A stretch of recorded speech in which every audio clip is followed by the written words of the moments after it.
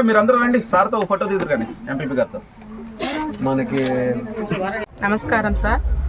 నేను డివోగా చేస్తున్న శ్రీరామ్ లైఫ్ ఇన్సూరెన్స్లో నాకు అంటే ఏజెంట్గా కాక సరోజిని గారితో 20,000 పాలసీ కట్టించడం జరిగింది. భద్రాద్రి కొత్తగూడెం జిల్లా అసురపేట మండలం దురదపాడు గ్రామానికి చెందిన కాక సరోజిని ఆశా వర్కర్గా జాయిన్ అయ్యారు, అంటే చేస్తున్నారు. తనతో నేను 20,000 శ్రీరామ్ లైఫ్ ఇన్సూరెన్స్లో 20,000 పాలసీ కట్టించడం జరిగింది.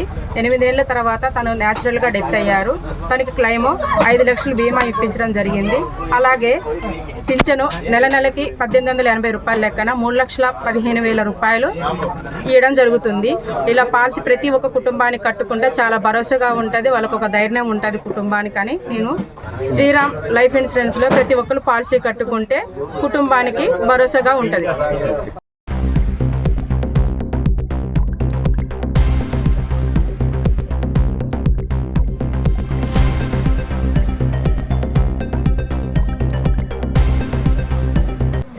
మేడం మీరందరూ రండి, సార్తో ఫోటో తీదురు కానీ ఎంపీపీ గారితో.